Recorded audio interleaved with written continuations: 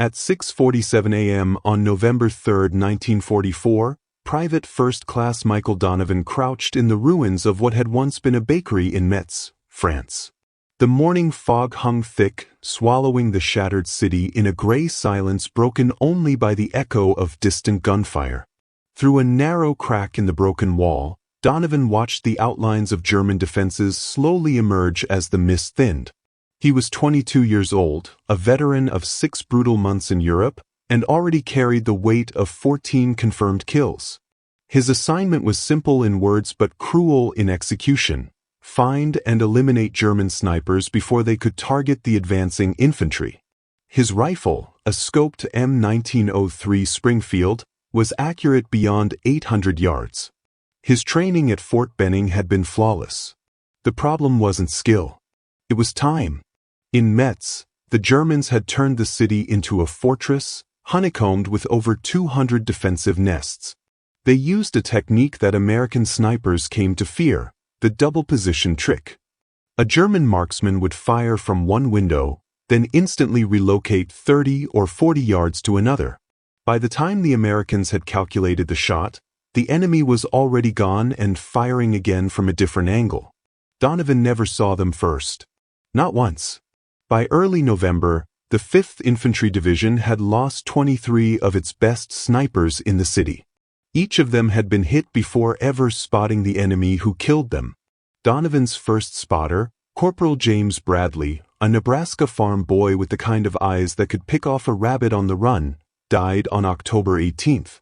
They'd been covering an abandoned factory when a single shot, 7.92 mm Mauser, struck Bradley in the head. Donovan never saw the flash. Never found the sniper. His next partner, Robert Chin from San Francisco, lasted 8 days. 12 kills to his name, quick hands, steady nerves. A German bullet pierced his lung as he scanned a trench line through his scope. Donovan pressed on the wound, shouted for a medic, but Chen drowned slowly in his own blood before help could reach them.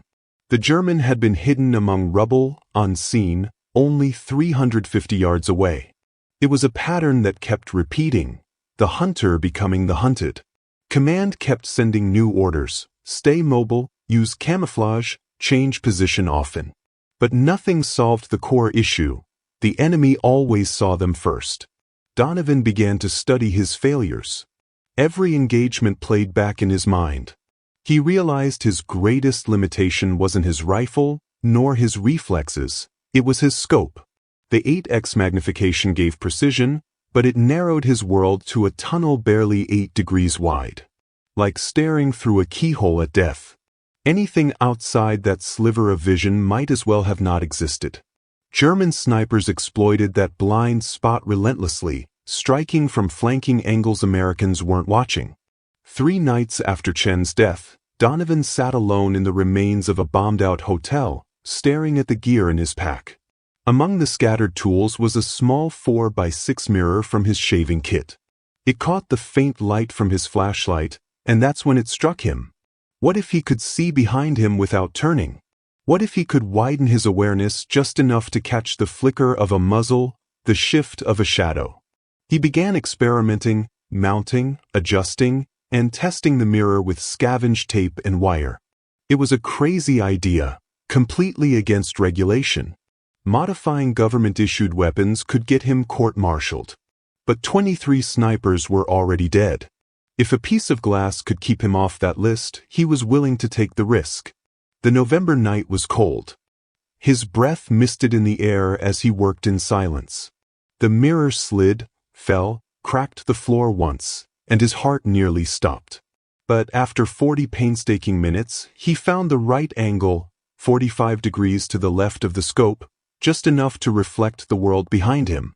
Now, when he looked through his sights, a glance to the side showed him his rear field. Crude. Improvised. But it worked. He sat back, exhausted, and stared at what he'd built. A simple mirror taped to a sniper rifle. Something no manual had ever suggested, something no officer would approve. But in a war where every second counted, this small act of rebellion might mean the difference between death and survival. Dawn crept slowly over Metz on November 3, 1944, turning the fog into a pale veil of light. The city still smelled of smoke and cordage, burnt stone, wet ash, and blood. Private First Class Michael Donovan moved quietly through the ruins, his newly modified rifle slung across his back.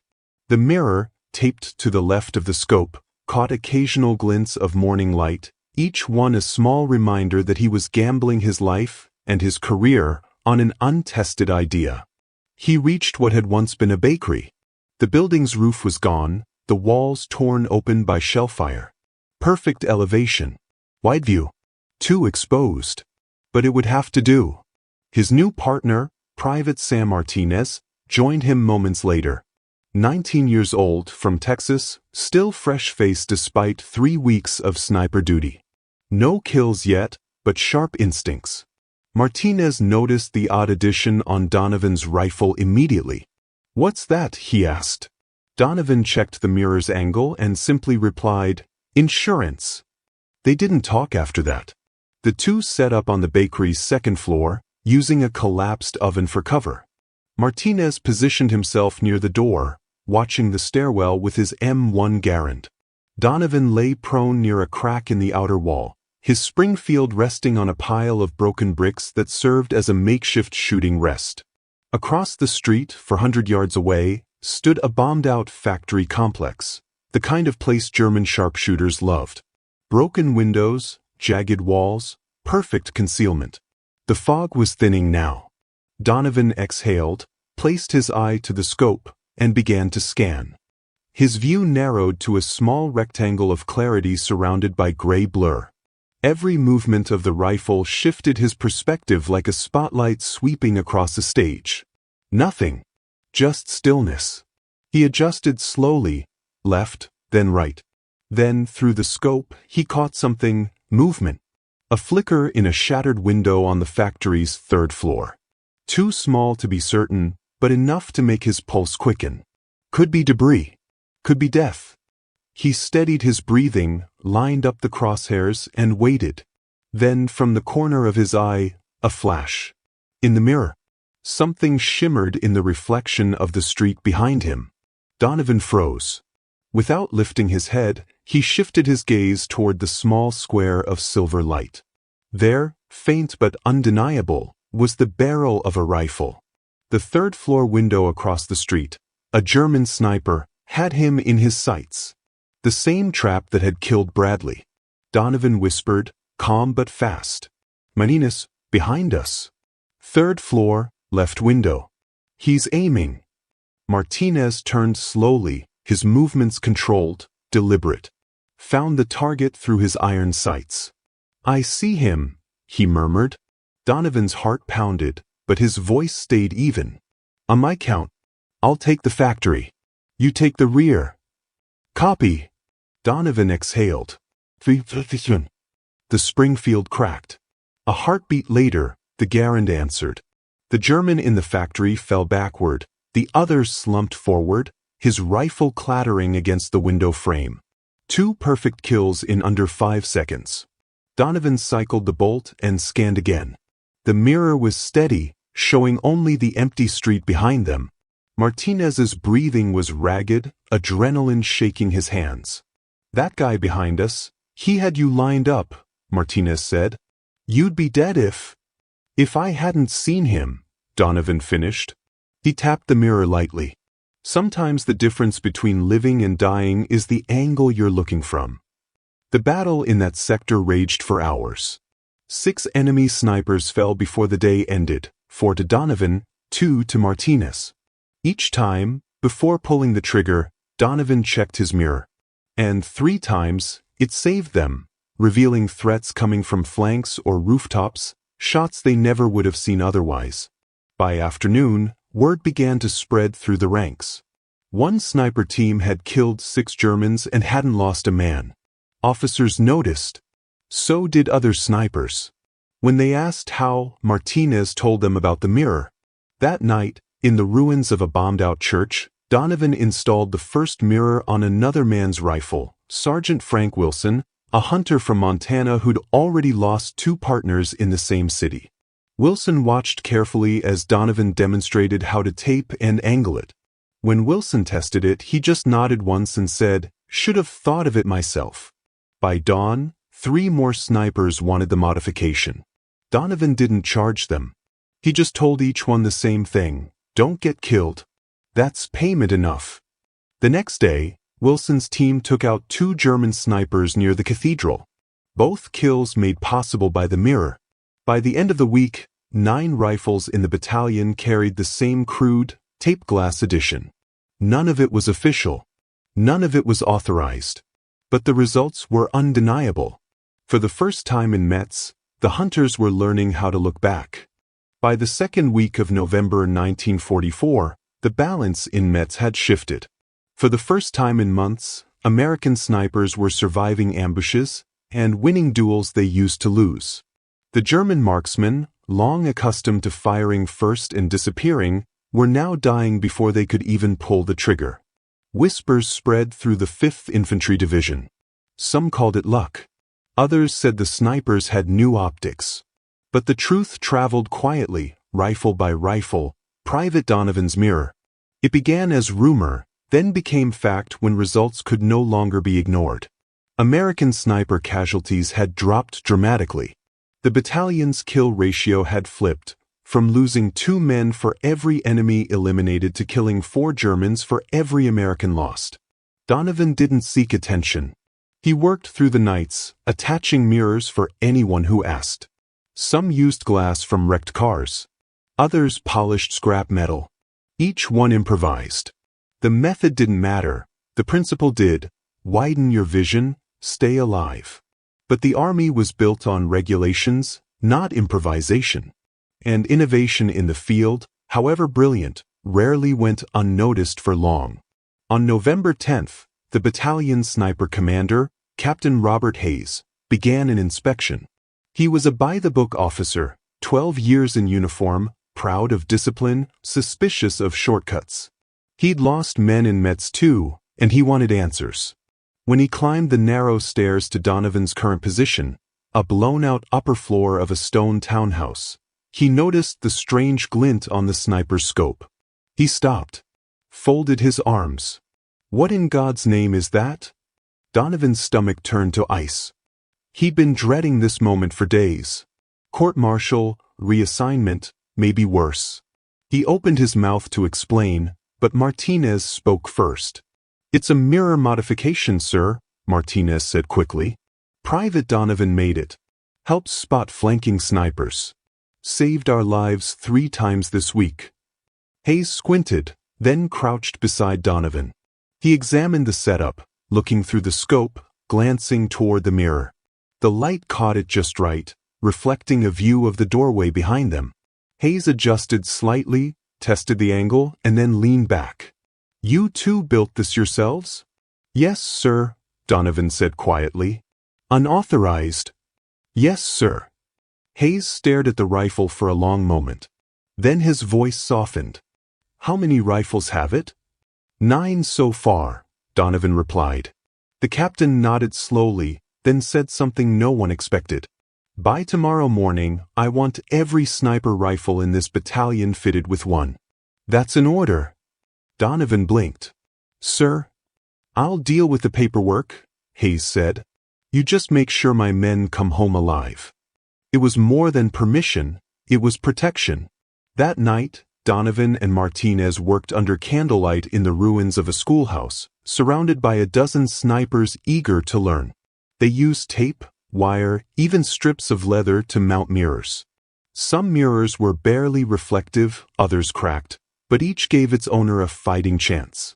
By the next evening, every sniper in Hayes's command had one. The mirror had gone from a quiet act of defiance to standard issue, without a single word from higher command. The results were immediate. German snipers found themselves outmaneuvered. Their tactics, once perfect, were unraveling. Every time they tried to flank, the Americans seemed to know. Every time they shifted positions, the U.S. marksmen adjusted in seconds. German intelligence noted it in their reports. American snipers now demonstrate impossible awareness. They appear to detect positions outside visible range. No one on the German side understood how. By late November, German sharpshooters began avoiding direct duels altogether. Some pulled back to longer ranges, 600, even 800 yards, but the Americans still found ways to spot them. Teams worked in pairs, one sniper on the scope, the other monitoring the mirror. Nothing went unseen. For Donovan, the small square of glass had changed everything. No longer just a desperate experiment. It had become a lifeline for dozens of soldiers who might otherwise have joined the 23 buried outside the city. He defied regulation, broken every equipment rule, and yet saved more lives than any directive from above ever had. When Captain Hayes passed by his position a few days later, he didn't salute or lecture. He simply said, "You did good work, son." For the first time since landing in France, Donovan allowed himself a small smile. The mirror wasn't just survival anymore.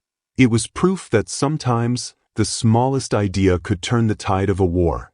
By December 1944, the battle for Metz was nearly over. What remained of the German resistance was scattered, desperate, and exhausted.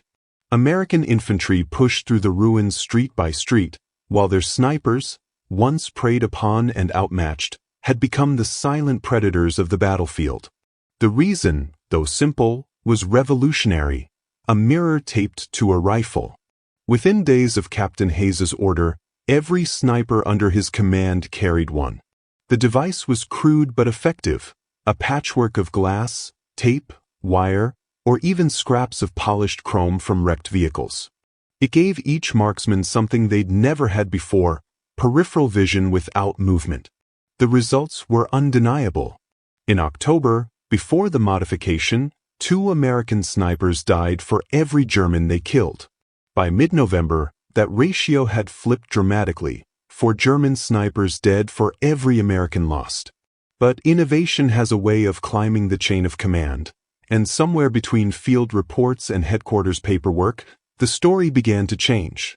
In January 1945, a group of Army evaluators arrived from the Aberdeen Proving Ground, 3 officers and 2 civilian engineers. Their mission: investigate rumors of an unusual field modification improving sniper survival rates. They interviewed soldiers, inspected rifles, tested angles and sightlines. Donovan watched silently as they measured his creation with calipers, took notes, and murmured about optical field expansion. They asked questions but never once used his name in their documentation. When the report was filed weeks later, it made no mention of Donovan, Martinez, or Captain Hayes. It stated that field assessments have identified an innovation involving reflective attachments to sniper scopes, providing enhanced situational awareness.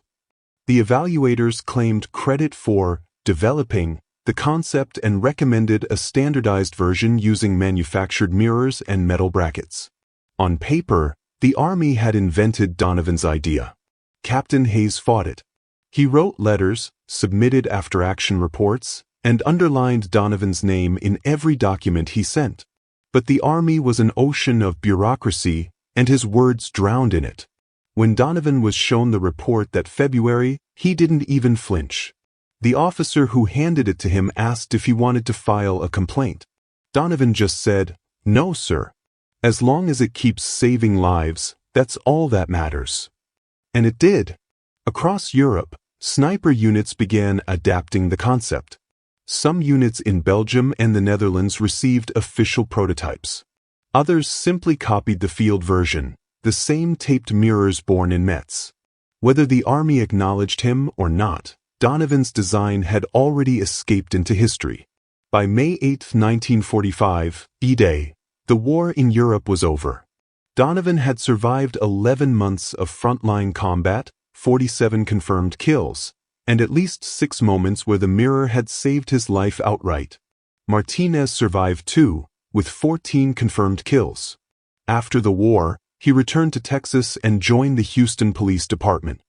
For 30 years, he kept a small black and white photo of Donovan's rifle on his desk, the mirror still taped to its scope. Every November 3rd, on the anniversary of their first mission together, Martinez called Donovan. The words were always the same. "Still alive, mate. Thanks to that mirror." Sergeant Frank Wilson survived as well, with 31 confirmed kills. He went back to Montana, guiding hunters through the mountains. Sometimes, by the campfire, he'd tell them a story about a sniper who figured out how to see behind himself in the middle of a war, and how that idea saved more men than medals ever did. Donovan himself left the Army in 1946. He returned to Pennsylvania, took a factory job, married in 47, raised 3 children, and lived quietly. He never spoke about Metz. When people asked about his service, he simply said, "I was a sniper," and left it at that. It wasn't modesty, it was the kind of humility that comes from knowing what matters most. He hadn't built the mirror for glory. He'd built it because his friends were dying, and he couldn't watch another one bleed out while staring helplessly through a scope too narrow to see the world. By the 1960s, newer scopes came with built-in peripheral aids, rangefinders, and improved optics. Few remembered that the concept had begun with a shaving mirror taped to a Springfield rifle in a ruined French bakery. The manuals didn't mention Donovan. The Army's official history credited improvements in optical design. Innovation, it seemed, had no name. By the time the 1980s arrived, Michael Donovan had been out of the Army for decades. His Springfield rifle had long since been turned in, the mirror lost to time, and the city of Metz, once an inferno of shattered stone, had rebuilt itself into quiet normalcy. To most people, the war was a chapter closed. But history, like memory, has a way of whispering through the dust. In 1987, a military historian researching sniper innovations in World War II came across an odd entry buried in the National Archives, maintenance logs from November 1944. The records mentioned improvised mirrors attached to sniper scopes in the Fifth Infantry Division. One name appeared repeatedly in supply lists and handwritten notes: Private First Class Donovan. Curious, the historian began digging deeper. The more he searched, the clearer the pattern became. Dozens of sniper teams in Metz had recorded sudden improvements in survival rates beginning in early November. It wasn't a coincidence. It was a revolution in tactics born in a war-torn bakery. After weeks of correspondence, the historian managed to track down Sam Martinez, retired and living quietly in Houston. Martinez, now in his 60s, still kept that faded photo of Donovan's rifle on his desk. When the historian asked about the mirror, Martinez smiled softly and said, "Yeah, it was real. Donovan made the first one. Saved my life. Saved a lot of lives." For hours, Martinez told the full story: the double-position German snipers, the endless losses, the idea that had come from a shaving mirror and a desperate night in the ruins. When he finished, he handed the historian the photograph. On the back, written in fading ink, were 4 words: "The mirror that saved us." The historian eventually located Donovan himself, still living in Pennsylvania, 70 years old and still working part-time at the same factory he joined after the war. His hands were rough from machinery, not from rifles anymore. When the historian visited and asked about the mirror modification, Donovan's response was characteristically quiet. "Yeah," he said, "that was me. Why is that important now?" The historian explained that his research suggested the mirrors had saved between 40 and 60 American snipers during the last 6 months of the war. Donovan blinked at that. "I never counted," he said softly. "I just remember the ones who made it home. That was enough." In 1989, the historian published a short article in a small military journal. It told the true story: how a private, against orders, had created a modification that changed sniper warfare. The piece reached barely 1,500 readers, mostly veterans, academics, and a few military enthusiasts. But among them were 4 people who wrote letters directly to Donovan. One was a sniper who'd fought in Germany and said the mirrors saved his life twice.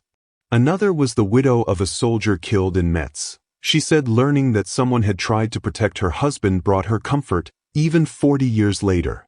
And one day in 1992, Captain Robert Hayes, the officer who had once ordered every sniper to adopt Donovan's invention, showed up at his doorstep. They hadn't seen each other in nearly half a century. They sat for hours at Donovan's kitchen table, drinking coffee, talking about Metz, about Bradley, about Chen, and all the men who never came back.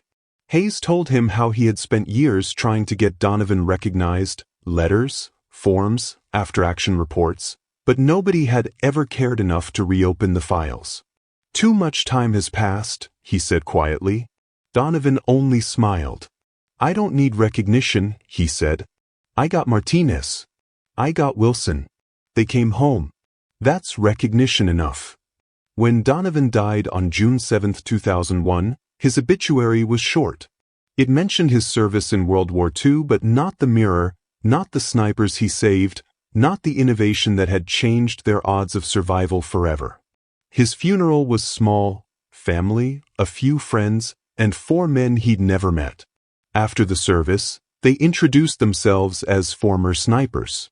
They'd read about Donovan's death in a veterans newsletter and came to pay their respects. "We're alive because of that mirror," one of them said to Donovan's son. "Your father changed how we fought." It was the first time Donovan's children heard the full story: the mirror, the rule-breaking, the lives saved. To them, he had always been a quiet factory worker. They never knew their father's ingenuity had echoed through battlefields half a world away. Today, if you walk through the Infantry Museum at Fort Benning, you'll find an old M1903 Springfield rifle displayed under soft light. On its scope, a small rectangular mirror, 4 by 6 inches, taped in place with worn black cloth. The label reads, "Field Modification, late 1944, origin unknown." But we know whose hands built it. Not an engineer. Not an officer. Just a soldier who refused to die blind. A man who changed the rules because the old ones weren't saving anyone anymore. A man named Michael Donovan. History often forgets the quiet men. The ones who build something extraordinary, then fade into the background while others take the credit. Michael Donovan was one of them. Yet his story didn't disappear entirely. It survived in fragments: field logs, veteran interviews, a few grainy photographs, and the whispered memories of soldiers who owed him their lives. After the historian's 1989 article, Donovan's name began to surface here and there in niche publications and military archives. A handful of readers, mostly researchers, started connecting the dots between his battlefield modification and later optical designs. Though never officially acknowledged, his mirror was the first known example of what modern manuals now call enhanced situational awareness attachments. It had begun as tape and glass. By the late 20th century, it had evolved into peripheral indicators, digital overlays, and panoramic scopes.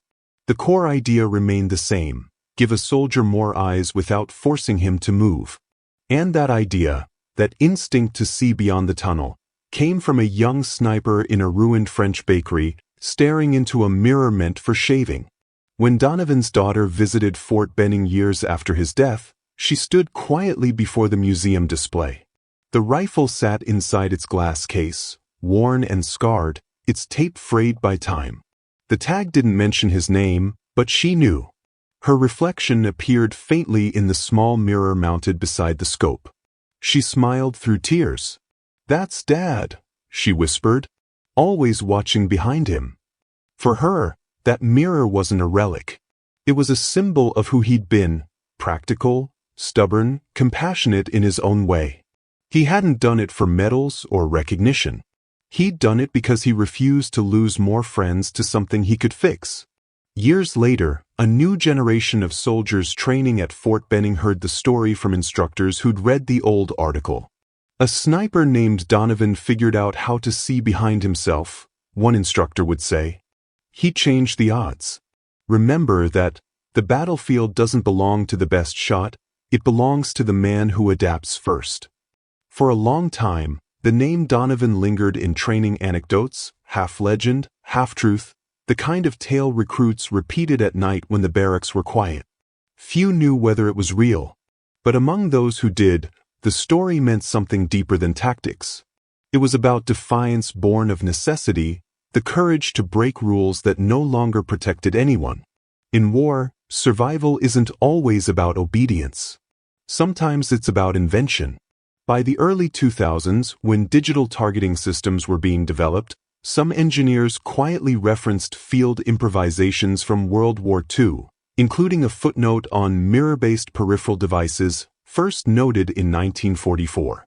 The citation led back, indirectly, to Donovan's battalion. No one ever traced it further. But every time a modern sniper adjusts his digital side-view screen or peripheral camera feed, he's unknowingly using an idea born in the ruins of Metz. Somewhere in the archives, there's still a faded report labeled Unauthorized Modification, Fifth Infantry, November 1944. The author is unknown. The handwriting, though, is precise, military neatness over emotion. One line stands out beneath the technical details. This adjustment provides life-saving awareness. Recommend retention for future use. No signature, but it might as well have been Donovan's. In the end, his legacy didn't need statues or citations. It lived in practice, in every soldier who refused to accept blindness as fate, who looked for new ways to survive. His story remains a quiet echo inside military history, a reminder that invention often begins where desperation meets courage. He never sought fame, but in every mirrored surface on every scope that followed, his reflection endures. Not in name, but in vision. War changes everything: men, nations, and even the way the world sees itself. But sometimes, it also changes how a man sees his own surroundings, literally. In the story of Private First Class Michael Donovan, that change was measured not in grand strategy or medals, but in a small, rectangular mirror taped to a rifle in the cold ruins of Metz. The mirror itself was unremarkable, a scratched piece of glass from a shaving kit. But what it represented, that was extraordinary. It was the spirit of adaptation, the quiet defiance of a soldier who refused to accept death as routine. Donovan didn't invent a weapon. He invented a chance. For himself, for Martinez, for every man who would come after. Across the decades, that chance became something larger. Military historians would later call it the birth of modern situational awareness. Engineers would cite it as the first step toward 360-degree optical systems. But to the men who were there, it was something simpler: survival. Martinez once said in an interview late in life, that mirror wasn't about seeing the enemy. It was about seeing tomorrow. When he died in 2004, his family buried that same old photograph of Donovan's rifle beside him. Faded, torn at the corners. The tape on the scope still visible. And so, the legacy passed quietly from one generation to another, not through speeches or ceremonies, but through the invisible lines of influence that shape how soldiers think, how engineers design, how humanity learns to adapt under pressure. In the Infantry Museum at Fort Benning, visitors still walk past the M1903 Springfield displayed under soft light. Most don't notice the mirror right away. They see the rifle first, the weapon, the history, the scars. But then they catch their own reflection in that small square of glass, and for a moment, they're connected to something deeper. A reminder that innovation isn't born in laboratories or command offices. It's born in the field, among people who are scared, desperate, and determined enough to try something no one has ever tried before. If you look closely, you can almost imagine Donovan in that bakery again. The smoke, the rubble, the cold November air, taping that mirror to his rifle, hoping it would buy him one more sunrise. And it did. Not just for him, but for dozens of others who lived because he dared to look in a different direction. No medals. No statues. No name on the museum plaque. Just the reflection of a man who refused to die blind, and taught the world to see.